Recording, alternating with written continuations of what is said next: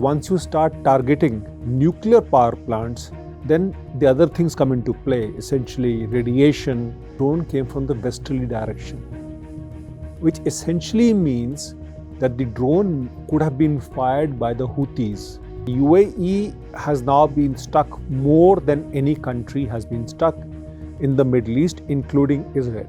The Iranian planes were allowed to be stationed somewhere after March 11th. The war started on February 20th. Yes, India knew about it. We knew that the Iranian Air Force planes were in Pakistan. The Iranian planes were actually moving in and out of Pakistan to Iran, carrying weapons, carrying ammunition, all from China.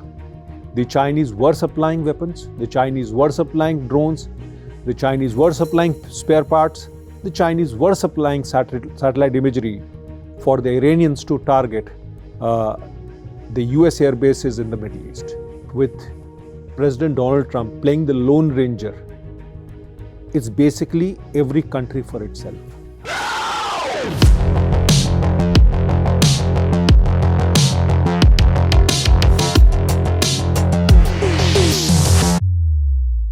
Hello and a very warm welcome to all. You're watching Hindustan Times and my name is Aisha Varma. On this segment of Point Blank, we'll unpack the latest developments from the Middle East and examine how regional players are shaping events. We will also examine the veracity of reports that have come out recently.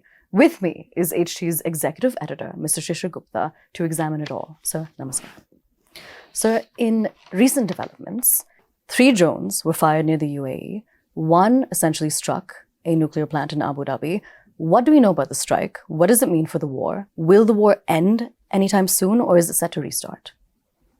See, 3 drones were fired at UAE, and one of them actually struck outside the power plant at Barakah, and this struck at the electrical generator site, which was in the inner perimeter of the nuclear power plant.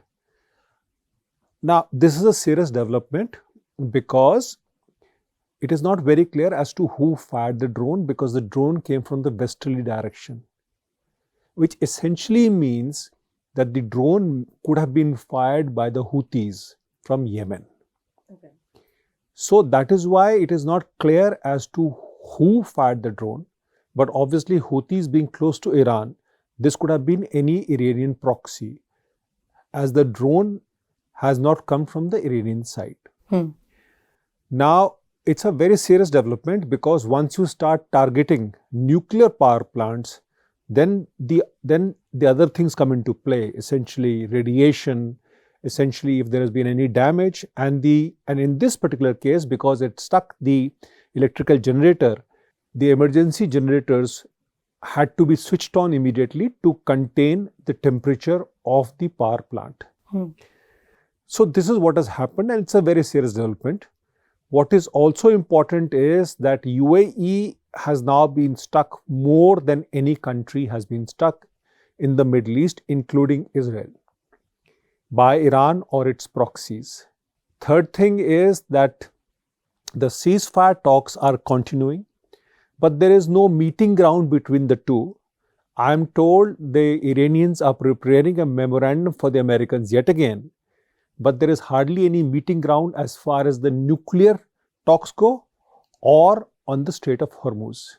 It's quite evident that the Iranians will not give up their nuclear capability, despite President Donald Trump threatening them every now and then to blast them out of earth. Second thing is that Strait of Hormuz continues to be an area where the Iranians are not allowing the ships to pass through. You have a US blockade in the Gulf of Oman, and the oil prices are escalating by the day. So in all this war stalemate, what is happening is that the world economy is taking a huge hit. The Middle East economy is taking a huge hit. The oil prices are high. Inflation is high. And next thing that will happen is that you will see that there'll be, the banks will start increasing the interest rates. So what is going to happen is that there is right now the entire world really is in a turmoil in that, so to speak, because the Ukrainian war has again started escalating because the Ukraine has started firing back on Russia again. Now you're looking at this war, and the war in Gaza again sort of ignited after the Israelis took out the Hamas main commander in Gaza. So to say that whether the war is going to end or the war is going to start again, now there is a very good possibility that possibly the two sides may work out a solution. Okay.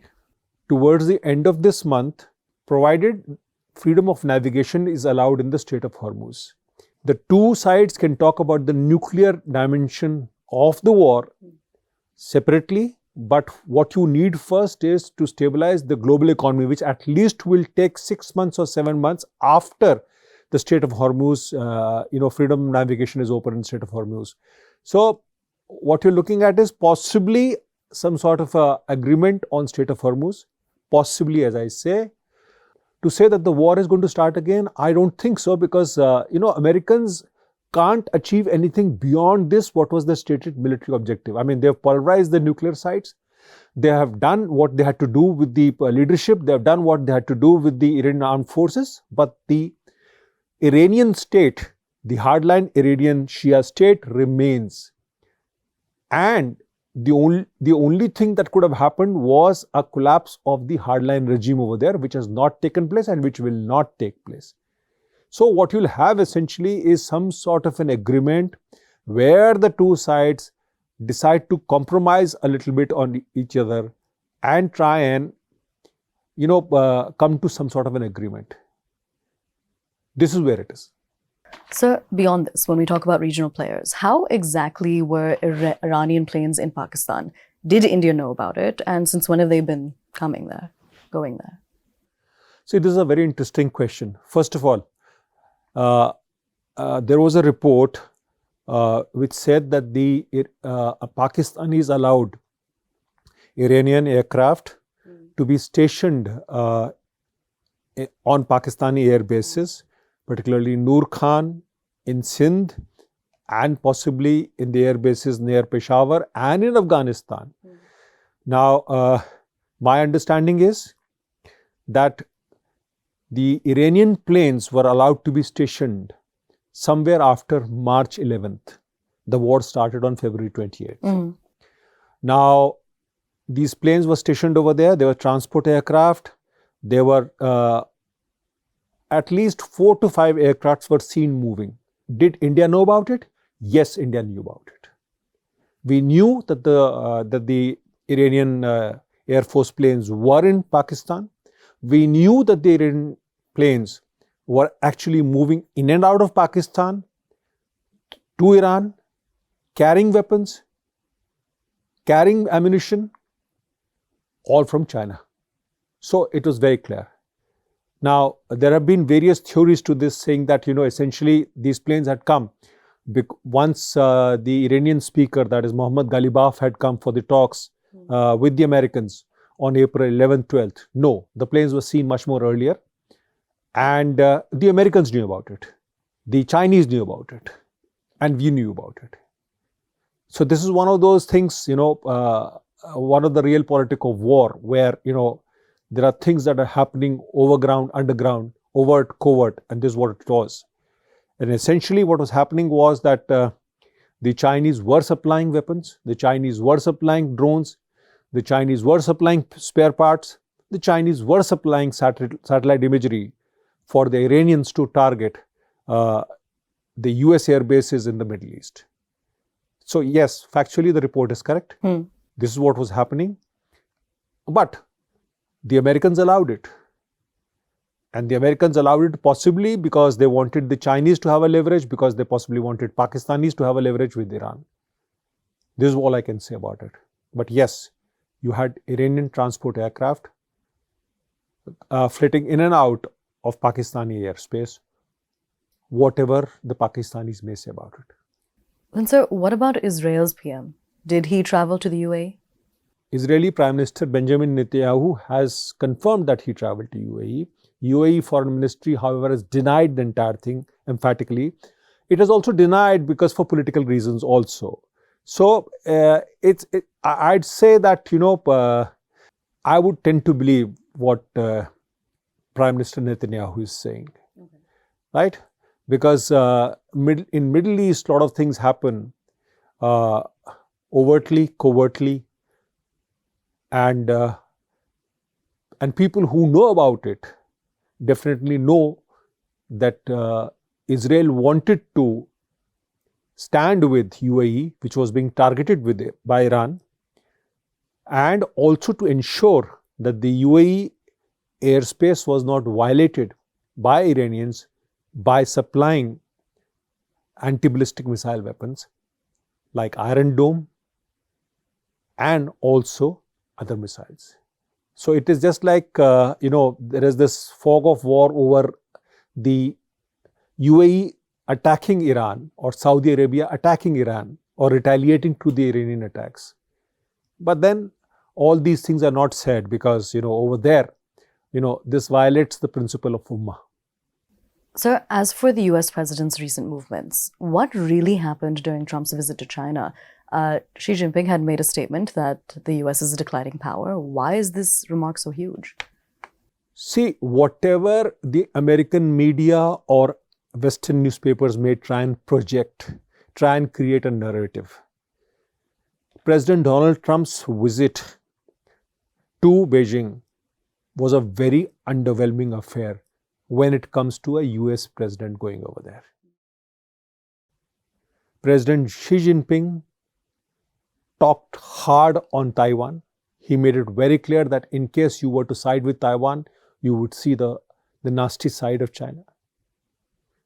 He made it very clear that US was a declining power. Never has a statement like this being made before a US president.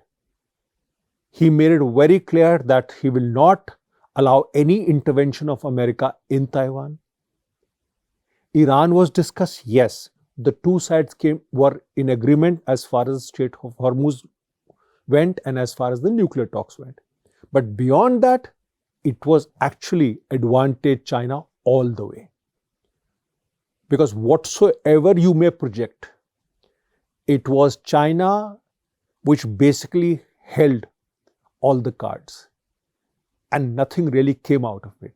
So if you see the American media, there are not many reports about it, except that the US president and his team decided to dump all the Chinese gifts and all the Chinese things that were given to them. But beyond that, I don't think so anything came out of it. It was rather a very tame visit from President Donald Trump, who tends to go ballistic on everything now and then. Now, the Prime Minister, Narendra Modi, also visited the UAE recently. What was the significance of this trip? And beyond this, how exactly is the Middle East redefining itself? See, there are two questions in this. The first question, let me say that to you, it was a very, very important visit. That Prime Minister Narendra Modi dropped in for 2.5 hours in Abu Dhabi and was received by UAE President Mohammed bin Zayed and UAE Prime Minister Sheikh Maktoum. Now, the biggest point in this entire visit was that this relationship actually has been developed, cultivated by Prime Minister Modi himself. For 34 years, nobody from India went to UAE, political leader. Prime Minister Narendra Modi has gone to UAE 8 times in 12 years. If you recall way back, when the hijacked Indian Airlines plane IC-814 landed up at the Dubai Air Base, or what is Al Minhad Air Base, then Indian Ambassador KC Singh was not even allowed inside. But today UAE is India's strategic defense partner, which means both have decided to protect each other against a third party. It is one of the biggest developments that has taken place when it comes to India UAE or India Middle East or India Gulf. This was a very important visit. It had other factors also, basically that UAE investing in India about $5 billion, UAE establishing a huge strategic oil reserve from 5 million barrels to 30 million barrels, and also having reserves in LPG, LNG. Basically, it was that UAE was committed to India's energy security and India was committed to UAE's food security and defense security. It was a very big visit.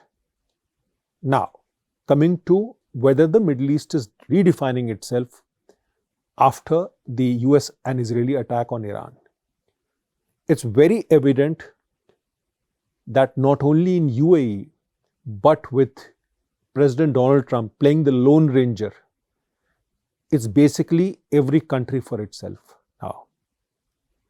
If you can defend yourself, it's fine. If you cannot, then just sit back and relax and suffer. As far as the Middle East goes, you have very clearly UAE, which has decided to have very close ties with US, with India, with Israel as part of the Abraham Accords, and it is looking at its own defense. It is absolutely upset with how the Gulf countries or how the Gulf Cooperation Council has behaved, where nobody came to its support, particularly Saudi Arabia. So you have Saudi Arabia, which has a defense tie-up with Pakistan. You have Qatar, which plays all sides and is also looking very closely at Pakistan. You have Turkey, which think it is still the legatee of the Ottoman Empire, looking at Pakistan. Then you have UAE, Bahrain, which is looking the other side. So, Middle East definitely is redefined. And there are some very clear-cut fault lines in the Middle East right now.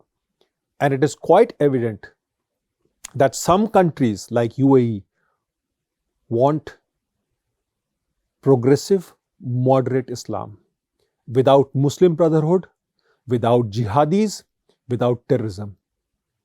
But then there are some countries like Qatar, which are close to Muslim Brotherhood. Then there are some countries like Saudi Arabia, which think that they are the Sunni shoulder of Islam, and that is why everybody should look at them. This apart, there is Turkey, which thinks that it is still the biggest player in the Middle East, as it believes that the Ottoman Empire is still alive. Sir, thank you so much for joining us and building a more comprehensive perspective on all of these developments. With that, it's a wrap, but do stay tuned for next week's episode of Point Blank.